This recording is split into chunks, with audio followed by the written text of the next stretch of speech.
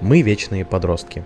Мы ходим в кедах, растянутых худи и рваных джинсах лет 16 и по сей день. Татуировки мы сделали недавно и считаем это актом самовыражения, которого нам так не хватало в детстве. Образ жизни у нас тоже подростковый. Книги, друзья, тусовки, часто без детей, максимум собака или верный кот. Мы пересматриваем сериал «Друзья», потому что до сих пор считаем его самым лучшим и смешным ситкомом в мире. У нас странные приколы, и уже весь интернет об этом знает. Шутки про никто, абсолютно никто, про зависимость от кофе, магию вне Хогвартса.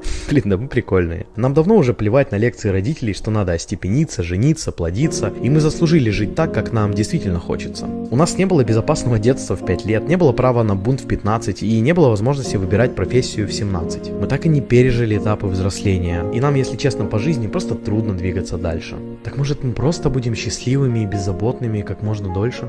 А кеды, растянутые худи и рваные джинсы и правда самая классная одежда.